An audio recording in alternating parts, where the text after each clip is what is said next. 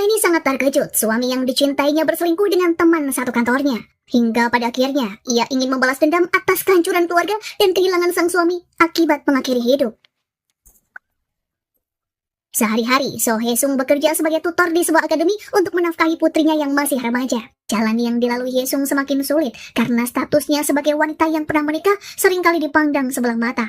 Seperti di hari itu, saat ia sedang makan malam bersama profesor untuk membahas pekerjaan, si profesor justru memperlakukannya seolah-olah Hye-sung adalah wanita murahan yang rela menukar harga diri untuk sebuah posisi sebagai pengajar kampus.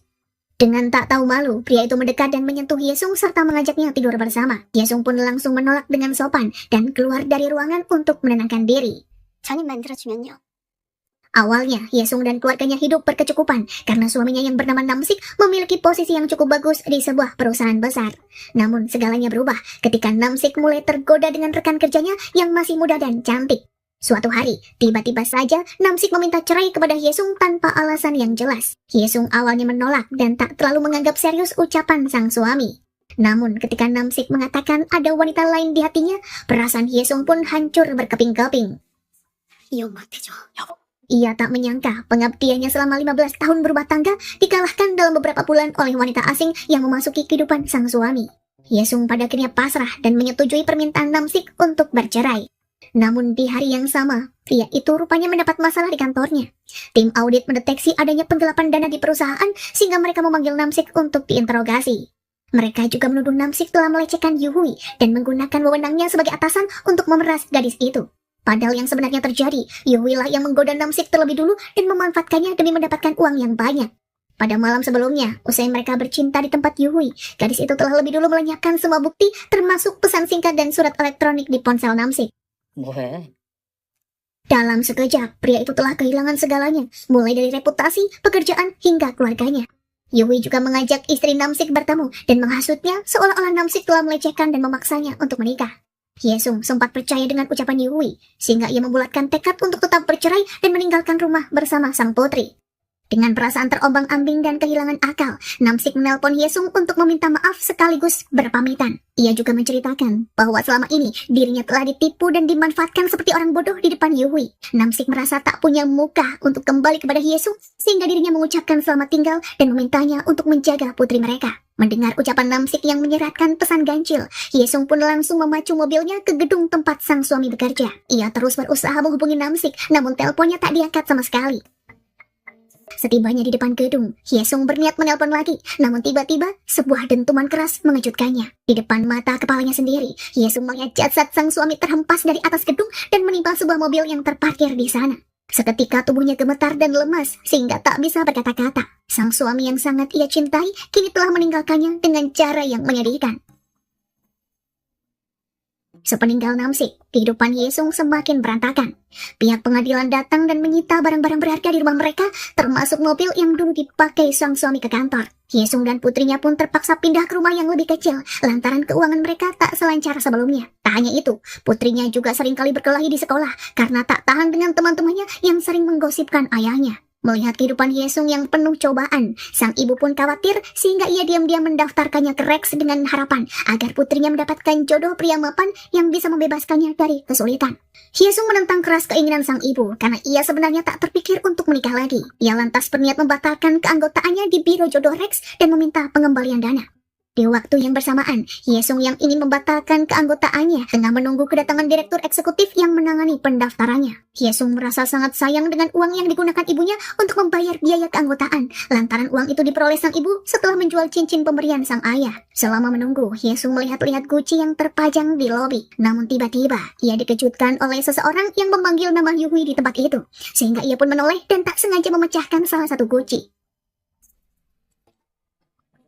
Hye-sung pun terpaku saat tatapannya bertemu dengan Yu-hui yang juga menoleh ke arahnya. Seketika, rasa sakit yang telah lama ia pendam kini muncul kembali hingga ia sangat ingin membalas dendam pada gadis yang telah menghancurkan rumah tangganya.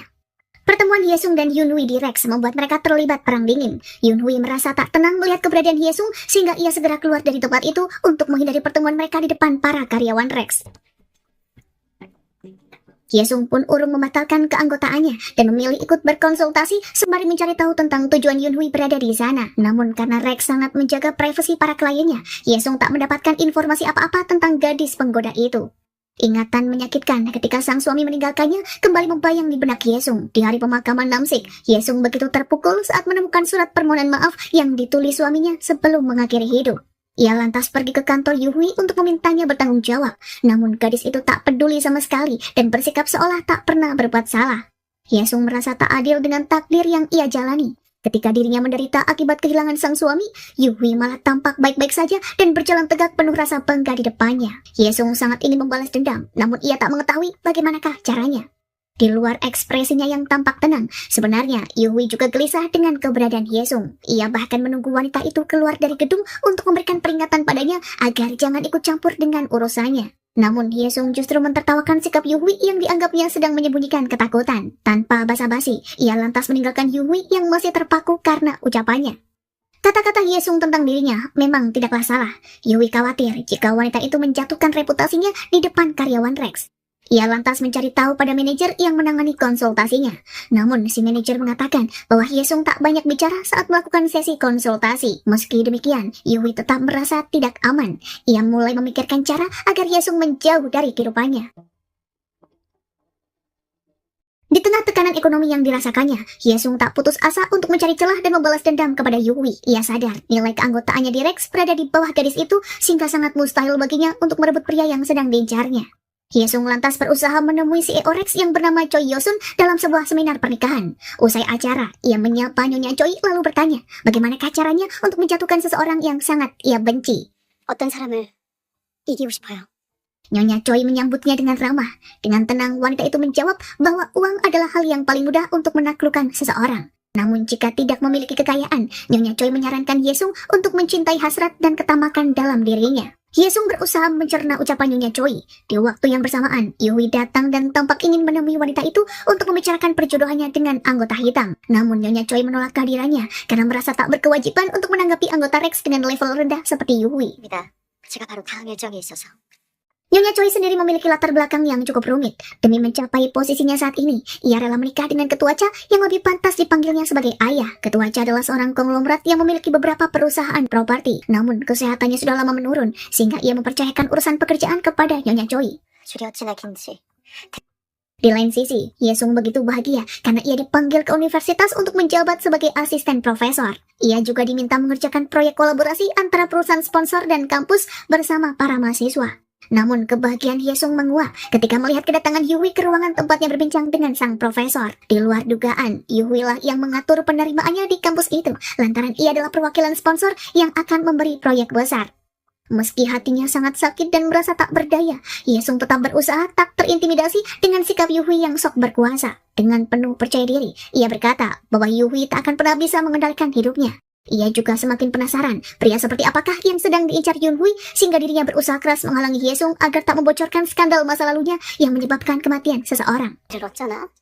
그런 집안에선 당신의 요란했던 스캔들. Yunhui bukanlah orang yang mudah menyerah dengan tujuannya. Karena Nyonya Choi terus menolak untuk menjodohkannya dengan anggota hitam, Yunhui pun tak ragu untuk membocorkan jati diri yang berusaha ia sembunyikan selama ini. Gadis tersebut ternyata adalah putri rahasia dari anggota Kongres bernama Tuan Son, yang kini tengah dicalonkan sebagai presiden.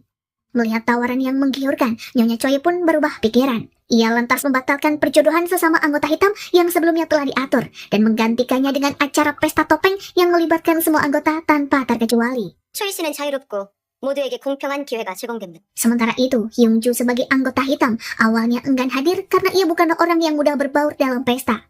Namun Nyonya Choi meyakinkannya bahwa dalam pesta itu tak ada yang tahu identitas satu sama lain. Mereka semua diberi ID samaran dan wajib menggunakan topeng sehingga mereka tak perlu canggung ketika berkomunikasi.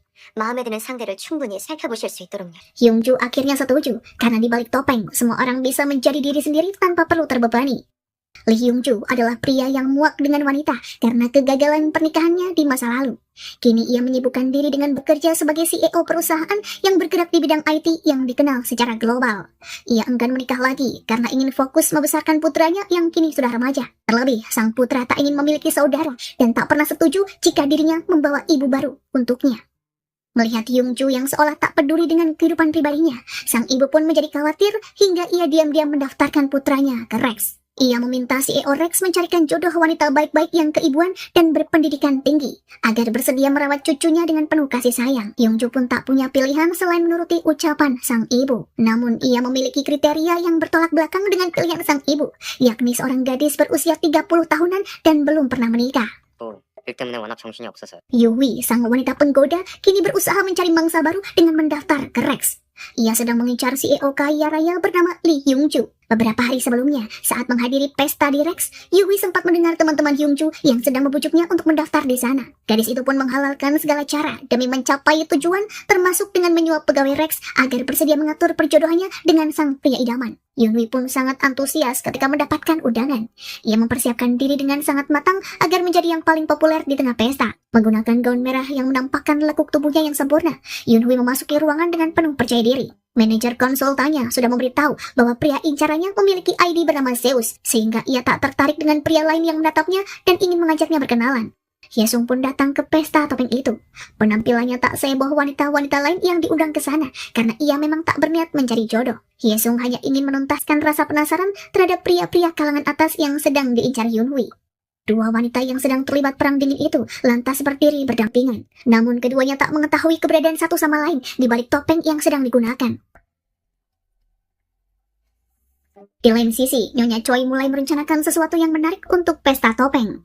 Ia sengaja menukar ID Zeus yang awalnya diberikan kepada Hyungju menjadi Hermes karena mencurigai adanya kebocoran rahasia pesta dari para manajer konsultan terhadap kliennya. 제우스가 슈퍼블랙인 게 이미 다 알려졌을 겁니다. Setelah mengatur ID para anggota hitam, Nyonya Choi juga berpikir ingin melihat sesuatu yang menarik dari anggota lain. Ketika bertemu dengan Hyesung dan Yui tempo hari, ia langsung mengetahui jika dua wanita itu saling mengenal dan terlibat perang dingin. Ia lantas menyuruh direktur eksekutif untuk menghubungi Hyesung dan menawarkannya datang ke pesta topeng. Hyesung awalnya menolak undangan itu lantaran merasa jika dirinya bukanlah termasuk anggota Rex yang bernilai tinggi. Namun setelah tahu jika Yui akan datang ke pesta, ia pun berubah pikiran dan bertekad akan membongkar kebusukan wanita itu di depan banyak orang. Pada hari berlangsungnya pesta, Yui mulai melancarkan aksinya untuk mendekati Zeus, si pria yang dikiranya adalah Hyungju. Ia sama sekali tak menyadari jika Hyungju yang asli menggunakan ID lain dan tampak seperti canggung di antara para tamu yang hadir.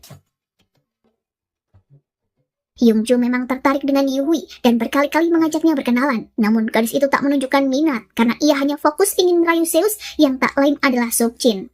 Sementara itu, Hyesung diam-diam selalu mengamati gerak-gerik Yui dari kejauhan. Saat mereka berada di toilet, Hyesung menyindir Yui sebagai seorang dewi yang menggunakan kecantikannya untuk menggoda para pria. 남자를 홀리는 애욕의 여신답게요. Yui yang kala itu tak mengenali Hyesung dari balik topengnya, sempat merasa terheran karena baru kali ini ada orang asing yang bersikap sinis kepadanya. Namun ia tak begitu ambil pusing dengan hal itu, karena tujuan utamanya untuk menjerat Zeus lebih penting dari apapun. Di sudut berbeda, Nyonya Choi mengawasi jalannya pesta sembari tersenyum penuh arti. Dugaannya pun terbukti, karena kini Zeus tengah dikerumuni para wanita yang mengiranya adalah Hyungju. Sementara Hyungju yang asli tampak tak terbiasa dengan pesta hingga ia memilih untuk duduk menyendiri. Dalam kesepiannya, Hyungju melihat Hyesung yang juga sedang seorang diri di meja bar.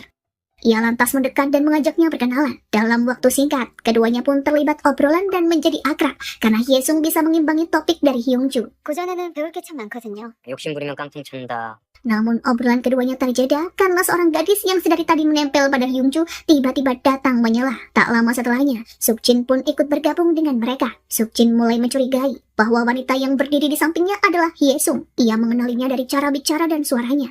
Namun ia segera menyangkal prasangkanya karena berpikir Hyesung kini sudah hidup bahagia bersama pria yang dinikahinya. Ternyata Sukjin dan Hyesung dulunya pernah menjalin hubungan di masa kuliah.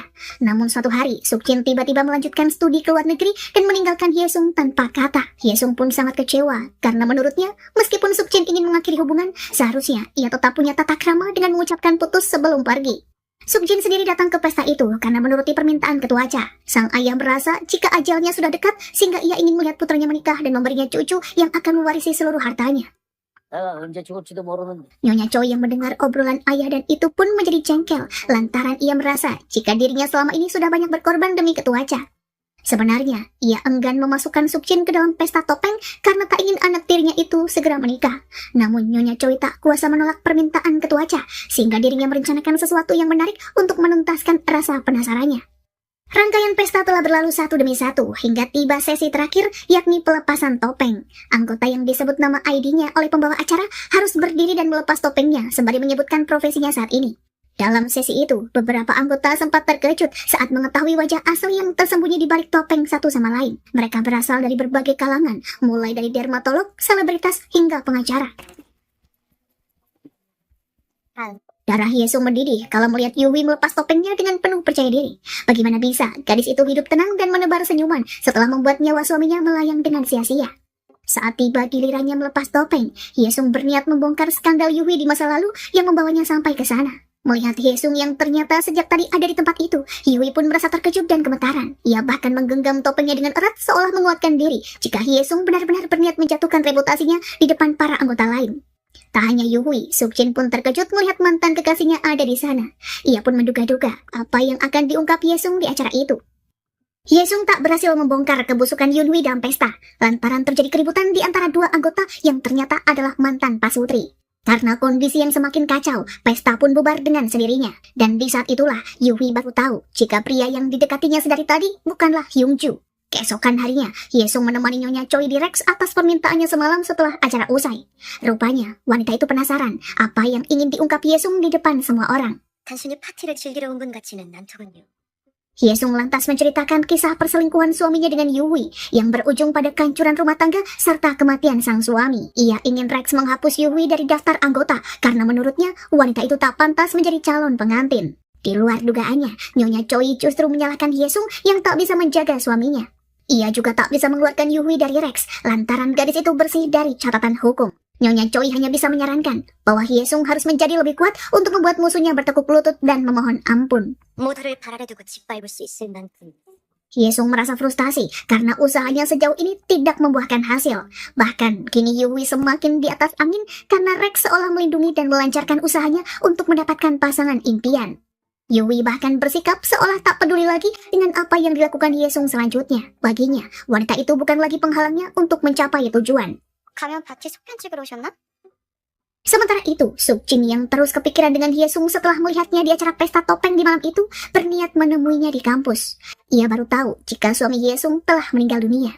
Sukjin lantas menawarkan bantuan kepada mantan kekasihnya itu, namun Yesung menolak dengan sopan karena ia masih sanggup mencari nafkah sendiri. Sisa-sisa kenangan masa lalu membuat Yesung tak canggung untuk membagi kisah hidupnya yang menyedihkan. Ia juga berpesan agar Sukjin tak menjalin hubungan dengan Yuhui, karena gadis itu seperti ular berbisa yang pandai mengelabui mangsa dan mematikan.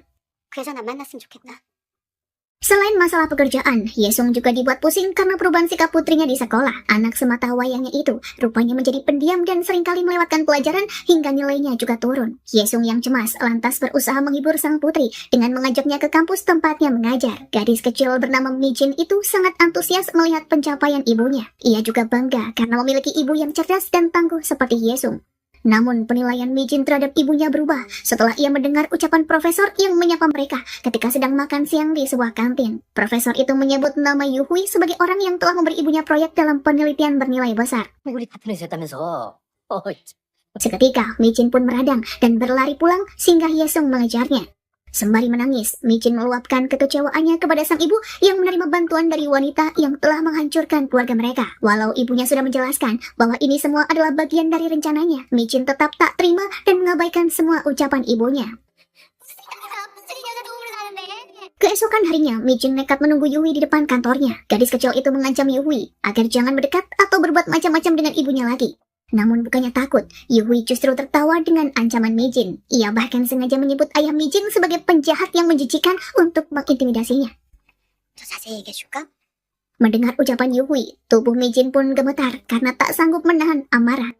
Ia lantas ditinggalkan begitu saja di pinggir sungai dengan dibekali beberapa lembar uang untuk membayar taksi. Sikap Yuhui yang sangat dingin dan tak berperasaan sebenarnya berasal dari pengalaman masa kecilnya yang sangat menyedihkan. Kala itu, ia pernah menunggu Tuan Son di depan rumahnya untuk memperkenalkan diri sebagai putrinya. Namun, pria tua itu justru menghardik dan mengusirnya. 아니니까. 돌아가라니까. Ia juga tak mau mengakui Yuhui sebagai anak lantaran gadis itu terlahir dari hubungan terlarangnya dengan wanita yang bukan istrinya. Yuhui yang mendambakan kasih sayang seorang ayah hanya bisa menahan sakit hati ketika Tuan Son berpaling dan menutup pintu pagar rumahnya. Itulah peristiwa yang membuat Yuhui begitu menyukai perhatian dari para pria, karena sedari kecil dirinya tak pernah merasakan ketulusan dari ayahnya. Di lain sisi, Nyonya Choi dan bawahannya kini sedang sibuk mengatur kencan untuk para klien yang telah menentukan pilihan lewat aplikasi Rex usai pesta topeng. Di luar dugaan, Yongju ternyata memilih Yesung karena terkesan dengan obrolan mereka kala itu. Namun Nyonya Choi tak meneruskan pilihan Yongju dengan alasan wanita yang dipilihnya telah memilih pria lain. Ia lalu merekomendasikan Yuhui karena sebelumnya gadis itu telah memberinya tawaran yang tak bisa ia tolak. Yongju pun akhirnya bersedia bertemu dengan Yuhui karena penasaran mengapa gadis yang sebelumnya tampak dingin kepadanya pada akhirnya justru memilihnya di aplikasi.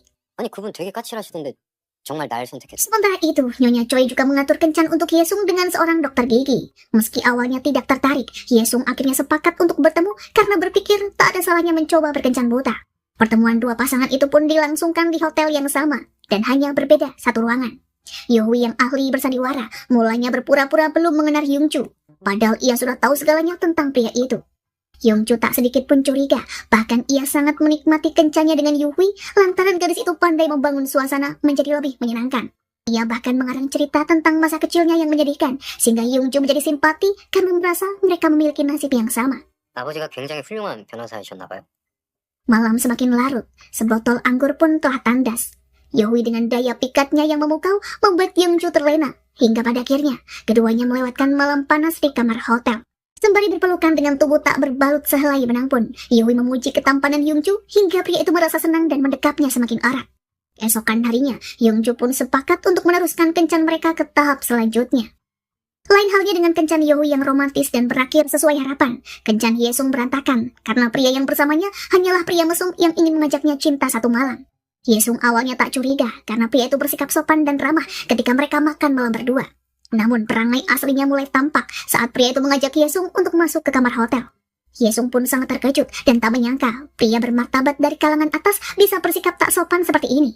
Ia lantas melarikan diri dan masuk ke dalam lift sembari menelpon Sukjin dan memintanya datang untuk menyelamatkannya. 방도 잡아놨어요. 나요. Tak lama kemudian, Sukjin datang dengan ekspresi yang sangat khawatir. Ia begitu cemas saat melihat Yesung yang duduk dengan tubuh gemetar menunggunya di depan lobi. Jin lantas menenangkan dan mengajaknya minum teh di bar hotel. Di sanalah ia berbagi cerita tentang alasannya dulu yang meninggalkan Hyesung tanpa sebuah pesan. Sukjin rupanya pernah memiliki seorang kakak laki-laki, namun kakaknya meninggal karena kecelakaan ketika mabuk usai memukuli sang ayah sampai nyaris tewas. 정말 죽지 않을 만큼 아버지를 때렸고. Hyesung pun turut bersedih setelah mendengar cerita Sukjin. Pada akhirnya ia mengerti mengapa kala itu Sukjin melarikan diri karena tak bisa berpikir jernih melihat keluarganya yang berantakan. Di waktu yang bersamaan, Hyesung tak sengaja melihat Yunhui sedang bersama seorang pria di tempat itu. Sukjin lantas memberitahu bahwa pria tersebut adalah CEO perusahaan game terkenal bernama Hyungju.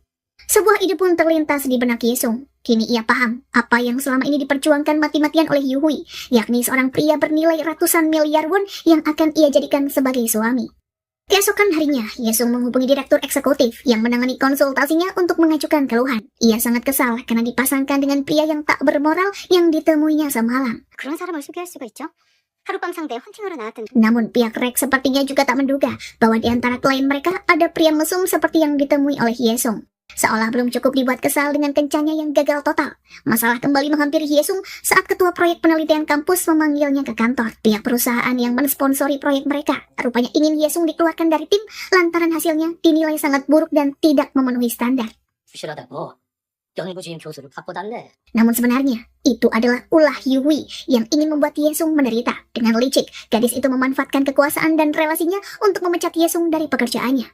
Saat merasa dunianya sudah berakhir, tiba-tiba Hyesung mendapat tawaran pekerjaan baru yang tidak terduga. Ibu Hyungju sedang mencari guru les bahasa Korea untuk membantu menaikkan nilai cucunya yang jeblok.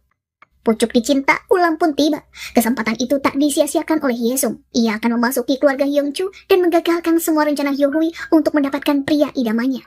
Di depan rumah keluarga Hyungju, Hyesung menyapa pria itu dan memperkenalkan diri. Hyesung pun tersenyum ketika bertatap muka dengan Hyungju yang tampan dan karismatik. 보시죠. 준호 아버님. Yuhui semakin agresif mendekati Hyungju karena mengira pria itu telah jatuh cinta kepadanya. Hatinya semakin berbunga-bunga saat Hyungju memberinya hadiah cincin berlian sebelum mereka bertemu untuk makan malam bersama. Yui pun antusias mengajak pria itu berkencan lagi ke lapangan golf. Namun Hyungju tampak tidak nyaman saat melihat Yui yang terus berusaha mendekatinya dan bahkan memaksanya untuk bermalam lagi. Ia hanya setuju ketika Yui menawarkan diri untuk mengantarnya pulang. 아, 그러셨구나. Setelah mereka sampai di tujuan, Yui sangat terkejut saat melihat Hyesung keluar dari rumah pria incarannya. Ia semakin marah ketika Hyungju menjelaskan bahwa wanita itu kini bekerja sebagai guru les putranya. Yui pun merasa tak aman dengan kehadiran Hyesung karena takut wanita itu akan membongkar rahasianya. Ia lantas menjelek-jelekan Hyesung dengan menyebutnya sebagai wanita yang gemar mendekati pria kaya dan memeras mereka untuk mendapatkan uang. Kali ini, ia pasti sedang mengincar Hyungju dengan mendekati anaknya terlebih dulu. Mendengar penuturan Yui, suasana hati Hyungju semakin memburuk. Ia langsung keluar dari mobil Yui tanpa berkata-kata. Di waktu yang bersamaan, Hyesung kembali ke rumah itu untuk mengambil ponselnya yang ketinggalan. Hyesung tak pernah menduga bahwa kehadirannya di sana disalahartikan oleh Hyungju. Pria itu pun segera menarik tubuh Hyesung untuk mendekat dan mengucapkan kata-kata yang merendahkannya. Seolah-olah ia adalah wanita murahan yang bersedia dibayar untuk tidur bersama dengan sembarang pria. Hyesung pun sangat tersinggung. Ia tak menyangka akan diperlakukan begitu rendah oleh pria yang baru dikenalnya beberapa hari. Ia lantas berkata, jika akan mengundurkan diri sebagai guru les usai putranya menjalani ujian sekolah. 굉장히 무리하시네요. Keberadaan Hyesung di dekat pria incarannya membuat Yui semakin resah. Ia lantas memperingatkan Hyesung agar menjauhi keluarga Hyungju dan melakukan segala cara untuk mengancamnya. Bahkan ia melelang rumah yang ditempati Hyesung dengan dalih utang suaminya di perusahaan yang belum dilunasi. Namun Hyesung tak takut dengan semua ancaman Yui. Dengan berani ia mendatangi gadis itu ke rumahnya dan menantangnya untuk mengajukan gugatan ke pengadilan. Hyesung yakin bahwa suaminya tak bersalah dan ia berpeluang menang di pengadilan nanti. Putra Hyungju yang bernama Junho pada akhirnya mendapat nilai sempurna untuk ujian bahasa Korea. Hal itu membuat sang nenek sangat bangga dan merasa berterima kasih dengan Hyesung sebagai gurunya. Junho pun sangat menyukai Hyesung karena kepribadiannya yang hangat dan penuh perhatian. Hyesung selalu menyemangatinya sebelum ujian sehingga dirinya tak pernah merasa kesepian. Namun di tengah kebahagiaannya setelah mendapat nilai bagus, Junho harus menerima kenyataan bahwa guru kesayangannya itu tiba-tiba mengundurkan diri karena sang ayah. Ia pun merajuk dan tak mau makan karena merasa ayahnya berlaku tak adil dan egois. Junho meminta ayahnya membawa Hyesung kembali untuk mengajarnya lagi, karena baginya hanya wanita itulah yang bisa memahaminya seperti seorang ibu. Hyesung 실종 통할 수 없단 말이야. Hyungju pun tak tenang dengan sikap Junho. Ia lantas mencari tahu tentang Hyesung kepada Sukjin yang dikenalnya usai pesta topeng tempo hari. Pria itu tahu jika Sukjin sangat kenal dekat dengan Hyesung karena keduanya bekerja di kampus yang sama. Sukjin menceritakan segala kebaikan Hyesung dan kesulitan yang dialami wanita itu. Mendengar cerita Sukjin, Hyungju pun menyesal karena telah berburuk sangka kepada Hyesung. Ia termakan ucapan Yui sehingga bertindak di luar batas dan menyinggung perasaannya. Demi menebus kesalahannya, Hyungju mengajak Hyesung bertemu untuk sekedar makan siang bersama. Ia juga meminta maaf atas pelecehannya tempo hari dan meminta Hyesung agar bersedia kembali sebagai guru les Junho. Keduanya lantas terlibat obrolan dari hati ke hati, dan tanpa sadar, Hyungju pun sedikit terbuka tentang masa lalu pernikahannya dan hidupnya kini yang kesepian karena tak punya tempat berbagi. 외로운 것도 시시해지더라고요. Di akhir pertemuan, Hyungju berniat menghadiahkan sebuah mobil bagi Hyesung. Namun wanita itu menolak dengan sopan, karena baginya hadiah itu terlalu besar untuknya. Ia berjanji akan kembali mengajari Junho seperti sebelumnya. Sejak di hari itu, Junho semakin bergantung dengan Hyesung. Ia juga bercerita tentang kerinduannya kepada sang ibu yang telah lama tak ditemui. Berkali-kali ia berniat menemui ibunya, namun ia selalu berhenti di tengah jalan saat melihat sang ibu sedang bersama seorang pria. Junho sangat takut jika kehadirannya hanya akan merusak kebahagiaan sang ibu. Di hari itu, Junho tiba-tiba tak pulang ke rumah, sehingga ayahnya menelpon Hyesung karena menduga putranya sedang bersamanya. Wanita itu pun cemas dan langsung mencari Junho di sekitar tempat tinggalnya. Beruntungnya, ia bertemu Junho yang sedang duduk seorang diri di taman. Ia lantas menghibur anak itu dan mengantarnya pulang ke rumah. 말해봐. 너 무슨 일 있지? Di lain sisi, Nyonya Choi ternyata memiliki rencana baru untuk menjodohkan Hyungju dengan gadis bernama Jung Mi-jin. Ia rupanya menerima tawaran menarik dari Ibu Mi-jin yang bisa mempengaruhi bisnis properti milik suaminya. Nyonya Choi mengatur strategi untuk mendekatkan gadis itu dengan Ibu Hyungju lewat acara minum teh bersama. Menurutnya, Mi-jin sangat cocok dijadikan istri seorang CEO karena latar belakangnya yang bagus dan berpendidikan tinggi. Hyungju sebenarnya tak berniat menikah lantaran dirinya sudah tak percaya lagi dengan wanita. Ia menganggap para wanita yang dekat dengannya adalah teman seks semata termasuk Yui. Namun Nyonya Choi meyakinkannya bahwa pernikahan tak perlu dilandasi rasa cinta. Mi-jin adalah wanita yang sesuai untuk dijadikan piala kebanggaannya sebagai pengusaha terkenal. Hyungju pun akhirnya setuju untuk bertemu dengan Mi-jin di sebuah sirkuit balap. Mereka menghabiskan waktu bersama dan melakukan pendekatan seperti orang berkenalan pada umumnya. Namun menurut Hyungju, Michin berbeda dari Yuhui yang tak pernah menolak ajakannya. Gadis itu pandai menarik ulur perasaan pria agar dirinya semakin diinginkan. Mengetahui pria incarannya sedang dijodohkan dengan wanita lain, Yuhui pun memprotes sikap Nyonya Choi. Ia merasa telah dihianati lantaran sejak awal CEO Rex itu bersikap seolah mendukungnya dengan Hyungju. Namun kini, Nyonya Choi menyanggah bahwa Yuhui tak sesabar dugaannya. Ia begitu mudah menyerahkan diri di atas ranjang, bahkan menerima cincin berlian pemberian Hyungju. Menurutnya, cincin tersebut bukanlah hadiah, melainkan sebuah alat untuk menguji seberapa besar ketulusan yang dimiliki Yuhui. 그랬다면 받지 말았어야 합니다. Di waktu yang bersamaan, Yuhui yang merasa diabaikan oleh Hyungju kembali menjalankan rencana baru untuk menarik perhatiannya. Ia mendatangi pria itu ke rumahnya dan mengembalikan cincin serta bersikap seolah tak tertarik dengan Hyungju sedari awal. Ia memang sengaja bermain tarik ulur agar Hyungju kembali tertarik kepadanya. Usaha Yunhui pun membuahkan hasil. Hyungju menawarinya minum anggur bersama sebagai pertanda memulai hubungan pertemanan baru di antara mereka. 와인 한잔 할래요? 뭐 좋아요? Saat mereka tengah memilih anggur di ruang santai, tiba-tiba Hyesung masuk bersama Chunho ke ruangan itu. Tatapan mereka pun bertemu dan perang dingin kembali tak terelakkan. Chunho tampak terkejut dengan kehadiran wanita lain bersama sang ayah, sementara Hyungju tak menyangka akan terpergok oleh putranya sendiri. Yuhui masih belum putus asa untuk mendapatkan Hyungju. Ia bahkan menemui Nyonya Choi dan memintanya untuk mendukungnya kembali. Namun Nyonya Choi justru menawarkannya agar menemui pria baru, alih-alih terus menempel kepada Hyungju yang kini tak tertarik lagi kepadanya. 해보시는 건 어때요? 그것도 하나의 좋은 Yuhui pun menolak dengan tegas. Ia hanya ingin bersama Hyungju lantaran pria itu sangat sempurna untuk dijadikan suami. Wajah tampan, usia muda, dan harta berlimpah cukup menjadi alasan bagi Yuhui untuk membangun keluarga bahagia bersama Hyungju. Ia lantas meminta Nyonya Choi untuk memikirkan cara lain agar hubungannya dengan Hyungju berhasil.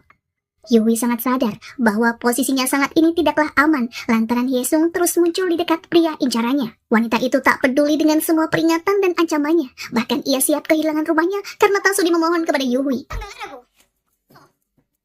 Benaknya semakin meradang saat mengetahui bahwa Hyesung mendapatkan rumahnya kembali lantaran dibantu oleh Sukjin. Ia lantas memikirkan cara lain untuk menyingkirkan Hyesung dari kehidupannya.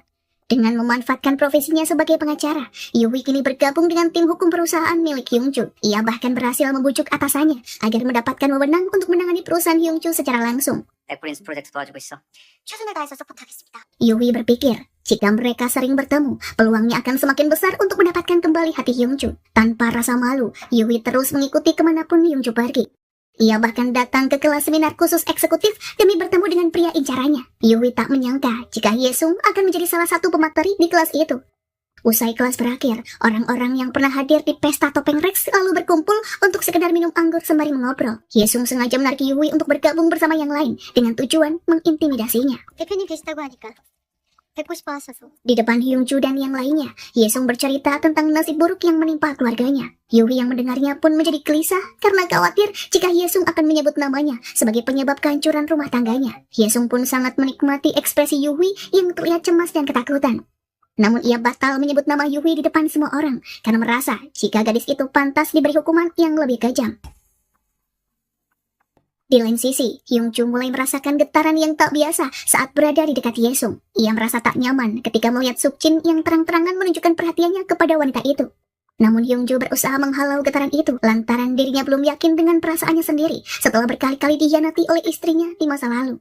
Akan tetapi, sekuat apapun dirinya menahan gejolak cinta, Hyungju akhirnya tak bisa mengendalikan diri untuk mencari perhatian Hyesung. Di hari penerimaan rapat Junho, Hyungju tampak sangat bahagia, sehingga putranya heran karena tak biasanya sang ayah bersikap demikian. Hyungju pun mengajak Hyesung dan putrinya untuk naik kapal pribadi sebagai bentuk ucapan terima kasih. Di atas kapal itu, mereka berempat tampak seperti keluarga bahagia yang saling melengkapi. Junho pun sangat senang ketika Minji memanggilnya dengan sebutan Opa. Hatinya yang mendamba kasih sayang seorang ibu kini telah terpenuhi dengan perhatian Hyesung kepadanya. Saat Junho terluka, wanita itu segera mengobati dan membalut lukanya dengan lembut. Pemandangan tak biasa antara putranya dan Hyesung membuat Hyungju tersentuh. 되게 오래 가겠는데? Terlebih Junho tampak tersenyum ceria ketika bermain bersama Minji. Getaran di hati Hyungju semakin kuat saat tangannya tak sengaja memeluk Hyesung ketika kapal mereka diguncang ombak. Ia pun mendadak gugup seperti orang yang jatuh cinta lagi, hingga membuat suasana menjadi canggung. Usai mereka turun dari kapal, Hyungju memberikan hadiah mobil yang dulu sempat ditolak oleh wanita itu. Hyesung pun menolak sekali lagi pemberian Hyungju. Namun melihat Minji yang kegirangan menaiki mobil baru, Hyesung tak sampai hati untuk mengecewakannya.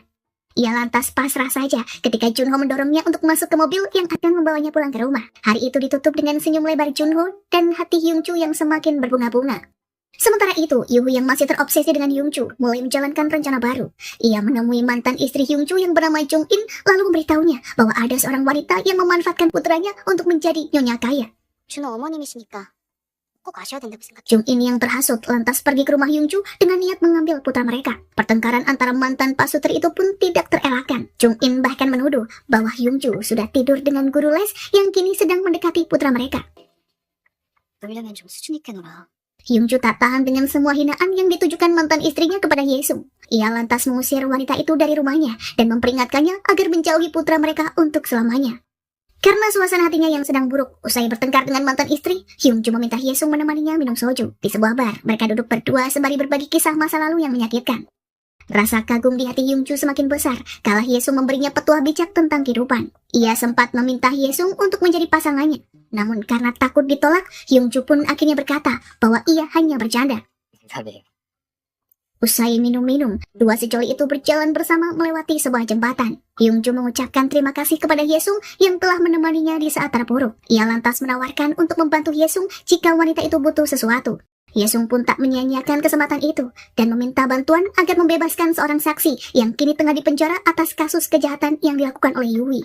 Hari pembalasan yang ditunggu Yesung pun akhirnya tiba juga, bertepatan dengan pesta anggur yang diadakan Hyungju. Yesung akan mengungkap kebusukan wanita penggoda yang telah membuat nyawa suaminya melayang.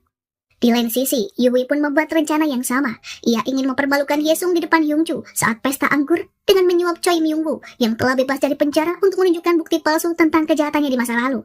Selain rekan-rekan kerjanya, Hyungju juga mengundang kenalannya dari Rex untuk menghadiri pesta. Sukjin yang hadir di sana pun dibuat terpukau dengan kecantikan Yesung yang berdandan tak seperti biasanya. Ia lantas membuat pengakuan di depan ayahnya yang juga hadir di tempat itu bahwa dirinya mencintai Yesung dan ingin menikahinya. Pengakuan Sukjin membuat Yesung tak nyaman. Hyungju pun datang menyelamatkan Yesung dari situasi itu dan mengatakan bahwa dirinya adalah tamu istimewa dalam pestanya. Di depan para tamu, pria itu meminta Yesung mengungkapkan kebenaran tentang Yuhui. Gadis itu pun panik dan balik menuduh bahwa selama ini Yesung telah membohongi Hyungju dan berpura-pura mendekatinya demi tujuan hina. Ia lantas memanggil Cho Myung-woo dan menyuruh pria itu untuk mengatakan kebenaran tentang hubungannya selama ini dengan suami Yesung. 아, 거짓말이야. Mulanya Yuhui mengira Choi Myung-woo berpihak kepadanya, namun dugaannya keliru karena pria itu menamparnya di depan para tamu dan menyebutnya sebagai penipu.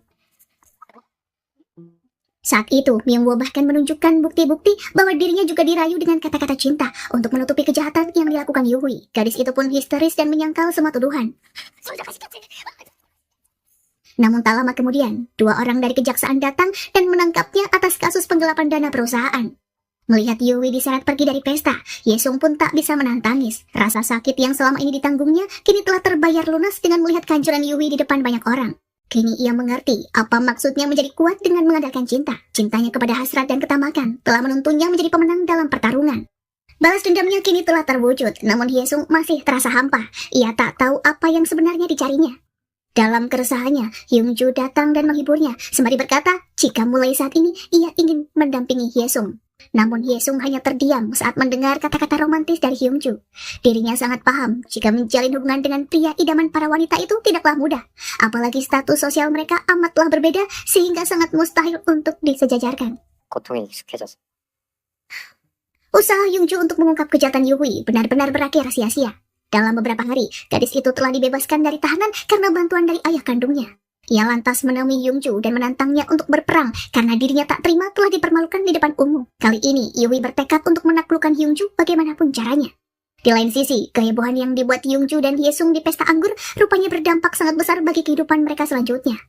Ibu Hyungju yang bernama Nyonya Noh tak menyukai hubungan mereka lantaran Yesung sudah pernah menikah dan memiliki anak yang sudah remaja. Wanita parubaya itu lantas meminta Nyonya Choi untuk tetap menjodohkan putranya dengan Michin karena menurutnya hanya gadis itu yang pantas menjadi menantunya. Nyonya Choi pun mulai menjalankan rencananya. Ia menemui Tuan Son selaku atasan dari Ibu Michin untuk meminta pertimbangan. Nyonya Choi tahu jika Yuhui adalah putri kandungnya. Namun ia ingin pria itu mendukung pernikahan Michin dengan Hyungju karena hal itu akan lebih menguntungkannya dalam pemilihan presiden yang akan datang. Kedatangan Nyonya Choi di hari itu membuat Tuan Son dilanda dilema. Di hari sebelumnya, Yuhui lebih dulu menemui dan memintanya untuk melancarkan hubungannya dengan Hyungju. Yuhui juga berjanji akan menghilang dari kehidupan Tuan Son jika sang ayah bersedia menuruti keinginannya. 나도 당신의 그 더러운 숨 잡고 싶지 않았어. Usaha Yuhui untuk menaklukkan Hyungju tak berhenti sampai di sana. Ia juga membayar orang untuk melenyapkan Myungwoo dan membuatnya seolah-olah pria itu sengaja mengakhiri hidup dengan meninggalkan sepucuk surat berisi penyesalan karena ia telah berbohong atas desakan dari Hyungju di pesta anggur. Berita itu pun menyebar dan menjadi konsumsi publik. Dampaknya, saham perusahaan Hyungju anjlok sehingga dirinya harus bersiap untuk sidang pemecatan CEO. Ia dinilai membuat kerugian bagi para pemegang saham. Mr. Cho Sung-jae, execute the duties of CEO in the meantime. Merasa hidupnya berada di ujung tanduk, Hyungju lantas menemui Tuan Son selaku ketua Dewan Pemegang Saham. Ia memohon bantuan agar Tuan Son menghentikan agenda rapat pemecatannya. Pria itu pun setuju, namun ia mengajukan syarat yang membuat Hyungju tak bisa berkata-kata. Bagaimana tidak, Tuan Son justru menyuruhnya untuk menikahi Yuhui, gadis yang dibencinya. Hyungju ingin menyanggah, namun Tuan Son tak memberinya kesempatan untuk berbicara dan justru meninggalkannya berdua bersama si gadis jahat. Yuhui pun tak menyia-nyiakan kesempatan itu dan membuat Hyungju kembali kepadanya. Ia menunjukkan bukti bahwa selama ini rekan Hyungju telah memanipulasi perjanjian saham. Ia membahayakan posisinya di perusahaan. 얼만큼 믿으세요? Hyungju pun baru mengetahui jika dirinya telah ditipu mentah-mentah oleh sahabatnya sendiri yang ternyata telah menjalin hubungan dengan mantan istrinya. Ia bahkan mendatangi tempat sahabatnya itu dan memberinya bekam mentah untuk meluapkan kekecewaan. Menghadapi tekanan dari berbagai pihak membuat Hyungju ingin meledak. Orang-orang yang ia percayai rupanya telah mengkhianatinya dengan kejam. Ia pun harus menelan kekecewaan karena cintanya kepada Hyesung tak berbalas. Pengorbanan yang dilakukannya demi Hyesung kini justru membuatnya berada di situasi sulit yang mengancam reputasinya. 혜승 씨, Hyesung sendiri sebenarnya memiliki perasaan yang sama terhadap Hyungju. Namun ia sadar diri setelah Nyonya Noh menemui dan memintanya untuk menjauhi Hyungju. Nyonya Noh juga memecat Hyesung dari pekerjaannya karena ia tak ingin wanita itu terlibat lebih dalam dengan keluarganya. 이제는 과외를 그만해도 충분할 것 같네. Meski tak bisa membalas cintanya, Hyesung sangat khawatir ketika mendengar rumor yang beredar tentang Hyungju. Ia sempat ingin menemui pria itu di kantornya, namun asisten Hyungju melarangnya dan memintanya menjauh untuk sementara demi meredakan rumor. Hyungju beberapa kali berusaha menemui Hyesung. Pria itu bahkan mengikuti ceramah Hyesung di kampusnya. Hyungju ingin memperjuangkan cintanya, meskipun Hyesung terus menolak. Bagi Hyungju, Hyesung sangat berbeda dengan wanita yang dikenalnya selama ini. Mereka hanya menginginkan Hyungju karena harta yang ia miliki. Sementara Hyesung selalu bersikap tulus kepadanya, bahkan tak pernah mau menerima hadiah yang ia berikan. 내가 어떻게든 바로 찾아볼게. 아니요, 그러지 마세요. Meskipun Nyonya Noh tahu bahwa putranya mencintai wanita lain, ia tetap ingin menjodohkannya dengan Mijin. Nyonya Noh bahkan mengatur makan malam bersama di rumahnya dengan keluarga Mijin. Hyungju pun tak kuasa menolak keinginan ibunya yang memohon dengan sepenuh hati agar ia bersedia menemui Mijin sekali lagi. Mijin pun sadar bahwa Hyungju tak mencintainya. Namun ia berkata bahwa dirinya bersedia dijadikan piala untuk menyelamatkan reputasi Hyungju yang kini sedang diambang kehancuran. Hyungju pun tak yakin harus berbuat apa. Kini ia dihadapkan dengan berbagai pilihan yang sama sekali tak ia inginkan. Sementara itu, Nyonya Choi yang melihat peluang besar tak ingin menyia-nyiakan kesempatan untuk mendapatkan harta warisan dari ketua Cha. Ia tahu bahwa pria tua tersebut menentang keras keinginan Sukjin untuk menikahi Hyesung. Ketua Cha menginginkan menantu dari keluarga terpandang seperti Mijin. Namun, Sukjin tak bisa menurutinya lantaran hatinya masih terpaut pada Hyesung. Ayah dan anak itu pun berkali-kali terlibat pertengkaran di rumah. Dan bahkan, ketua Cha tak segan memukul Sukjin seperti yang dilakukannya dulu pada mendiang sang istri. 서서 무슨 서에서 잔소리 말고 정리 인정 결혼해. Melihat situasi rumah yang semakin panas, Nyonya Choi memberikan Sukjin sebuah penawaran. Ia bisa mewujudkan keinginannya untuk menikahi Hyesung, namun dengan syarat, Sukjin harus rela melepaskan warisannya. Meski Sukjin tak menanggapinya lebih lanjut, dalam hati ia tetap ingin mewujudkan cintanya dengan caranya sendiri. Sukjin terus menunjukkan perhatiannya kepada Hyesung. Seperti dari itu, ia datang ke rumah Hyesung untuk menitipkan hadiah ultah bagi Minji. Sukjin memang sudah beberapa kali bertemu dengan Minji dan juga akrab bak seperti ayah dan anak. Namun Hyesung tetap belum bisa menerima Sukjin lantaran dirinya ingin hidup mandiri dan tak mau menikah lagi. 엄마 친구가 이 정도는 해줄 수 있잖아. Hyesung mengira Yuhui sudah berhenti mengganggunya, namun dugaannya ternyata keliru karena gadis itu kini mulai menyentuh buah hatinya. Yuhui rupanya membayar supir truk untuk menabrak Minji ketika ia pulang sekolah. Gadis kecil itu menderita luka yang cukup parah hingga membuatnya koma di rumah sakit. Hyesung tak bisa menahan kesedihan melihat putrinya yang kini berjuang antara hidup dan mati. Ia terus menangis dan menyalahkan dirinya lantaran merasa gagal telah menjaga putrinya yang paling berharga. 자, Saat ia sedang menjaga Minji, tiba-tiba Nyonya Choi datang menjenguk dan membawa kejutan untuknya. Wanita itu memperlihatkan foto-foto Yuhui yang sedang memberikan uang pada seorang pria yang tak lain adalah supir truk yang menabrak Minji. Hyesung pun semakin terpukul sekaligus marah. Ia tak habis pikir mengapa Yuhui tak hentinya membuat keluarganya menderita. Hyesung merasa semua usahanya untuk menjatuhkan Yuhui selalu berakhir sia-sia karena ia tak berdaya. Ia tak tahu lagi harus berbuat apa agar gadis jahat itu berhenti mengganggu kehidupannya. Saat mengetahui putri Hyesung mengalami kecelakaan, Hyungju pun datang dan menjenguknya sekaligus menawarkan bantuan. Namun Hyesung menolak karena dirinya telah memutuskan untuk tak lagi terlibat dengan Hyungju. Meskipun demikian, pria itu tak putus asa dengan penolakan Hyesung. Saat mengetahui dalang penyebab kecelakaan Minji adalah Yuhui, Hyungju pun segera memerintahkan orang-orangnya untuk mengumpulkan banyak bukti. 민지자가 어떻게 누구한테 자세히 말하고 Ia juga melabrak Yuhui ke kantornya karena tak habis pikir bagaimana mungkin gadis itu bisa berbuat kejam terhadap anak kecil. Meski Yuhui membantah tuduhannya, Hyungju tetap tak percaya dan bertekad memenjarakan Yunhui seumur hidupnya.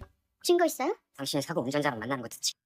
Di lain sisi, tangan kanan Tuan Son yang bernama Go Airan merasa tak tahan dengan tingkah putri rahasia sang atasan. Wanita itu lantas menemui Hyesung untuk menunjukkan bukti kejahatan Yuhui yang mendalangi kecelakaan putrinya. Ia berjanji akan membuat gadis itu membusuk di penjara, asalkan Hyesung bersedia melepas Hyungju untuk selamanya. Namun Hyesung menginginkan hal yang lebih kejam, yakni kematian Yuhui. 하나도 빠짐없이 다 말해주세요. Usai pertemuan tersebut, Nyonya Go menemui Tuan Son untuk meminta pertimbangan. Baginya, melenyapkan Yuhui seharusnya lebih penting karena bisa mengancam karir politiknya. Namun Tuan Son memiliki pendapat yang berbeda.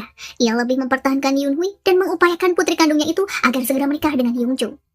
Karena Yuhui terus mendesaknya, pada akhirnya Tuan Son pun berbuat nekat. Ia menghubungi kantor kejaksaan dan melaporkan penggelapan pajak yang dilakukan perusahaan Hyungju. Situasi perusahaan yang semula mulai membaik, kini kembali kacau karena tim kejaksaan mulai melakukan audit dengan menyita data di kantor Hyungju. Pria itu pun tak bisa berpikir jernih. Ia lantas menemui Tuan Son untuk meminta bantuan. Namun pria tua itu tak begitu menanggapi dan menyuruhnya segera menikahi Yuhui jika ingin semuanya berakhir. Sementara itu di lain sisi, Hyesung yang mulai lelah dengan semua cobaan yang dialaminya, pada akhirnya memutuskan untuk menerima tawaran Nyonya Choi. Ia bersedia menikah dengan Sukjin dengan syarat Nyonya Choi bersedia membantunya untuk menghancurkan gadis yang amat ia benci. Nyonya Choi pun senang karena rencananya pada akhirnya berjalan dengan lancar. Sebentar lagi, ia akan menerima warisan ketua Cha sesuai perjanjiannya dengan Sukjin. 첫거래부터 신뢰를 저버리면 안 되죠. Hyesung akhirnya menemui Sukjin secara langsung dan mengajaknya menikah. Namun sebelumnya, ia ingin Sukjin membantu Hyungju untuk melewati masa kritis di perusahaan. Sebagai konsultan bisnis, Sukjin pasti memiliki solusi yang bagus untuk mengamankan posisi Hyungju sebagai CEO. Pria itu pun bersedia menuruti Hyesung dan menerima ajakannya dengan sukacita. Sementara mempersiapkan pernikahannya dengan Sukjin, Hyesung tetap berusaha mencari cara untuk menghukum musuh bebuyutannya itu. Ia memulihkan semua data yang terhapus di ponsel mendiang sang suami. Rupanya, Namsik telah menyimpan video-video panggilannya dengan Yuhui. Berkat video itu, Hyesung pun menjadi tahu jika Yuhui ternyata putri kandung seorang calon presiden. 뭐야? Setelah mengetahui fakta yang sangat mengejutkan, Hyesung akhirnya datang sendiri ke kantor Tuan Son dan menemuinya. Ia menyarankan pria tua itu untuk menghukum Yuhui yang telah sering berbuat jahat. Namun Tuan Son justru marah dan mengusir Hyesung. Ia sama sekali tak takut dengan ancamannya dan berpikir bahwa Hyesunglah yang seharusnya dilenyapkan dari muka bumi. Karena mendapat tanggapan negatif dari Tuan Son, Hyesung pun nekat membocorkan rahasianya ke seorang wartawan. Ia ingin melihat kehancuran Yuhui bersama orang yang selama ini melindunginya. Mungkin ia bisa saja langsung menghabisi nyawa gadis itu, namun Hyesung lebih puas jika melihat Yuhui hancur terlebih dulu sebelum ia mati. Menyadari bahwa Hyesung bukanlah orang yang suka bermain-main, Tuan Son pun menjadi khawatir. Ia lantas menyuruh Nyonya Go untuk menculik dan menghabisi nyawa Hyesung. Tangan kanannya yang setia itu lantas menuruti semua perintahnya. 서혜승, 알아서 줘. Ia membawa Hyesung ke tempat penghancuran mobil dan melindas mobilnya sampai remuk. Nyonya Go lantas mengirim bukti video keberhasilan misinya kepada Tuan Son tanpa ia ketahui bahwa semua itu hanyalah rekayasa. Sebenarnya, Nyonya Go tak benar-benar melenyapkan Hyesung. Mereka rupanya telah bekerja sama untuk mengelabui pria tua itu karena sama-sama ingin melihat kehancuran Tuan Song. Tuan Song yang mengira Hyesung sudah tiada, lantas mengirim video dari tangan kanannya itu kepada putri kandungnya. Ia lalu meminta Yuhui untuk berhenti mengusirnya lagi, lantaran Tuan Song telah memenuhi semua keinginannya. Yuhui pun menjadi lega karena satu-satunya penghalang impiannya kini telah musnah. Usai menerima kabar dari Tuan Son, Yuhui kembali mendapat kejutan yang tak terduga dari orang yang ingin ia taklukkan. Hyungju tiba-tiba saja menelpon dan mengajaknya bertemu di sebuah hotel untuk melakukan jumpa pers mengenai pernikahan mereka. 기자들 모아놓고 거창하게 발표해야죠. Yuhui tak mengira jika ia akan diperlakukan begitu romantis oleh Hyungju yang selama ini bersikap dingin kepadanya. Pria itu bahkan menyiapkan gaun dan sepatu cantik beserta mahkota untuk Yuhui. Malam itu Hyungju ingin membuat Yuhui menjadi satu-satunya bintang yang bersinar di tengah acara. Hyungju pun menggandeng Yunhui untuk melewati para wartawan yang telah menunggu mereka.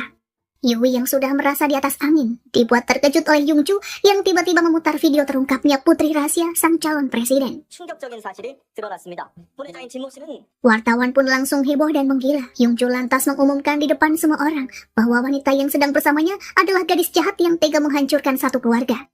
Yui pun menangis dan tak bisa berkata-kata saat melihat seluruh wartawan yang terus memberondongnya dengan pertanyaan mengenai kebenaran bahwa dirinya adalah putri rahasia Tuan Son. Malam itu, Hyungju benar-benar membuat Yui menerima hukuman atas semua perbuatannya. 이제 다 끝났어. Setelah semuanya berakhir, keadaan perusahaan Hyungju pun mulai membaik karena rumor keji yang selama ini berhembus sama sekali tidak terbukti. Publik rupanya sudah tahu jika semua kesialan yang menimpa perusahaannya didalangi oleh Yui dan ayahnya. Tuan Son sendiri telah ditangkap dengan tuduhan upaya pembunuhan terhadap Yesung. 당신은 목대권 행사할 수 있고 이혼을 내서님할 권리가 있습니다. Nyonya Choi yang gagal mendapatkan warisan ketua Cha kini bersiap menutup bisnisnya. Segala kesulitan yang ia lalui selama puluhan tahun ternyata berakhir sia-sia. Ia sadar ketamakan yang bersemayam di dalam hati pada akhirnya hanya akan membawanya pada kehancuran di kemudian hari. Namun ia telah menerima semua konsekuensi atas jalan yang dipilihnya.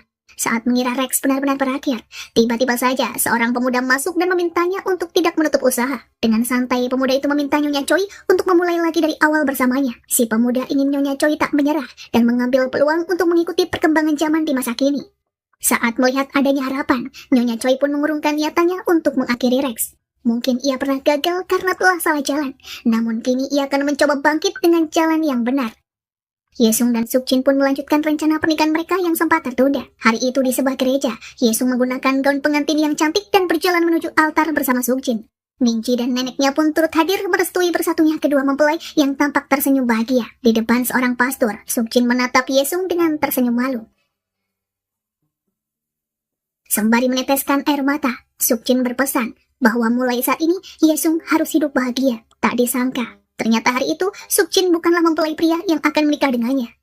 Dari pintu gereja, Hyungju masuk dan berjalan menghampiri Hyesung di depan altar. Junho dan Nyonya Noh pun turut hadir, merestui dua insan yang kini dipersatukan Tuhan setelah melewati berbagai cobaan menyakitkan. Sembari tersenyum, Hyesung pun berkata bahwa ia bersedia menikah dengan Hyungju, pria yang telah memberinya rasa percaya diri dan membebaskan